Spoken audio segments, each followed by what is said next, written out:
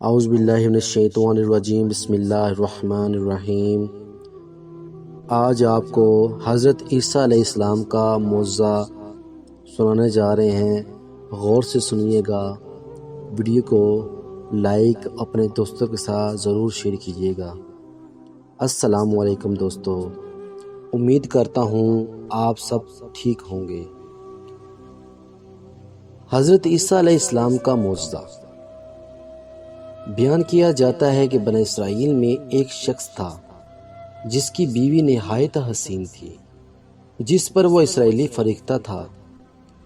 چنانچہ جب اس عورت کا انتقال ہو گیا تو اس اسرائیلی کو بڑا قلق ہوا اور ایک مدت تک وہ اس عورت کی قبر پر بیٹھا روتا رہا۔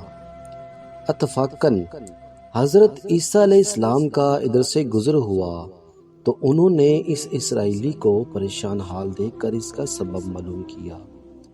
جب اسرائیلی نے اپنا واقعہ بیان کیا تو حضرت عیسیٰ علیہ السلام نے دریافت فرمایا، کیا تو چاہتا ہے میں اس کو تیرے لیے زندہ کر دوں؟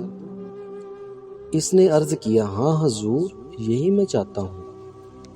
چنانچہ جب حضرت عیسیٰ علیہ السلام نے اس قبر کے مردہ کو آواز دی تو قبر سے ایک حبشی غلام، جس کے ناک کے نتنوں، آنکھوں اور جسم کے دوسرے سوراخوں سے آگ کی لپٹیں اٹھ رہی تھیں، حضرت عیسیٰ علیہ السلام کو دیکھتے ہی غلام نے کلمہ پڑھا کہ لا الہ الا عیسیٰ رسول اللہ۔ اسرائیلی نے یہ دیکھ کر عرض کیا، حضور مجھ سے غلطی ہو گئی، میری بیوی کی قبر تو دوسری ہے۔ یہ سن کر حضرت عیسیٰ علیہ السلام نے حبشی کو حکم دیا، تم اپنی قبر میں واپس ہو جاؤ۔ چنانچہ وہ مردہ ہو کر گر گیا اور اس کی قبر کو مٹی سے چھپا دیا گیا۔ پھر حضرت عیسیٰ علیہ السلام نے اس دوسری قبر کی جانب توجہ فرمائی اور حکم دیا، اے صاحبِ قبر، اللہ کے حکم سے زندہ ہو جا۔ چنانچہ قبر پھٹی اور اس سے ایک عورت سر سے گرد جھاڑتی ہوئی باہر آ گئی، جس کو دیکھ کر اسرائیلی بولا، یا رسول اللہ، میری بیوی یہی ہے۔ اور حضرت عیسیٰ علیہ السلام کے حکم سے وہ اسرائیلی اپنی بیوی کو ہمراہ لے کر واپس ہونے لگا،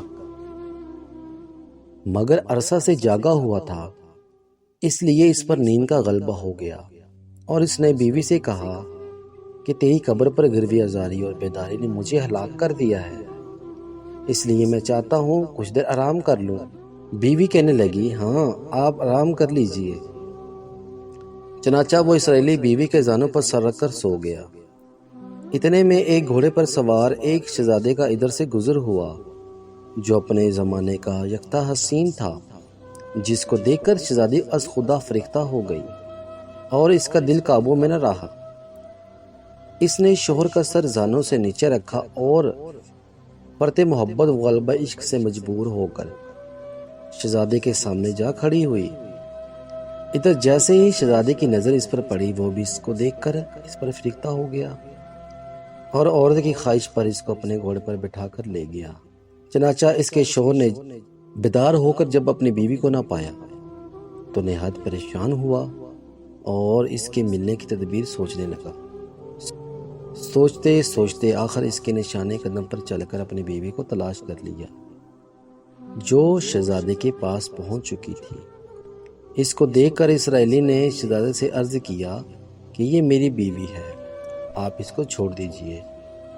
ابھی شہزادہ کچھ کہنے بھی نہ پایا تھا کہ اس عورت نے کہا، میں تیری بیوی نہیں بلکہ شہزادی کی لونڈی ہوں۔ یہ سن کر شہزادہ اسرائیلی سے کہنے لگا، کیا مجھ سے میری لونڈی کو لینا چاہتا ہے؟ اس نے کہا، خدا کی قسم یہ میری بیوی ہے، جس کو میرے سردار حضرت عیسیٰ علیہ السلام نے مرنے کے بعد میرے لیے زندہ کیا ہے۔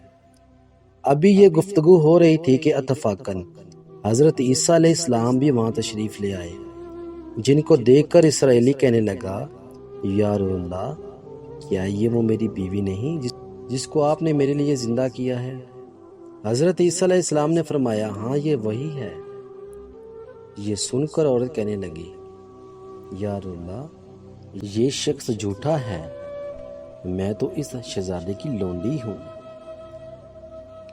حضرت عیسیٰ علیہ السلام نے فرمایا، کیا تو عورت نہیں جس کو میں نے اللہ تعالیٰ کے حکم سے زندہ کیا ہے؟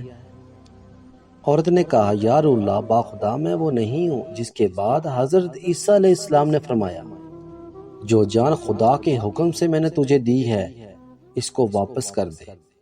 یہ سنتے ہی وہ عورت مردہ ہو کر گر پڑی اور حضرت عیسیٰ علیہ السلام فرمانے لگے جو شخص ایسے آدمی کو دیکھنا چاہے جو کافر مرا تھا اور زندہ ہو کر ایمان لایا تو وہ اس حبشی غلام کو دیکھ لے، پھر ایمان کی حالت میں مرا ہے۔ اور جو کوئی ایسے شخص کو دیکھنا چاہے جو مومن مرا تھا، پھر اللہ نے اس کو زندہ کیا اور وہ کافر ہو کر حالت کفر میں مر گیا تو وہ اس عورت کو دیکھ لے۔ اس واقعہ کو دیکھ کر اسرائیلی نے قسم کھائی اب کبھی نکاح نہیں کروں گا، اور میدانوں کی طرف نکل گیا جہاں اللہ تعالیٰ کی عبادت میں مصروف رہ کر اسے موت آ گئی۔ اللہ تعالیٰ اس پر رحم فرمائے۔ حاصل، نبی اور رسول کے اقرار و انکار کا نتیجہ اس حقائق سے ظاہر ہوتا ہے اور سبق ملتا ہے کہ کامیابی اپنے نبی صلی اللہ علیہ وآلہ وسلم کی اطاعت اور محبت سے ہی مل سکتی ہے۔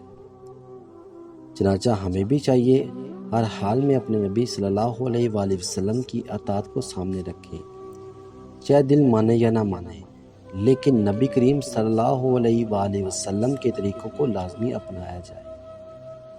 اللہ تعالیٰ اس واقعہ سے سبق حاصل کر کے عمل کرنے کی توفیق عطا فرمائے۔ آمین یا رب العالمین۔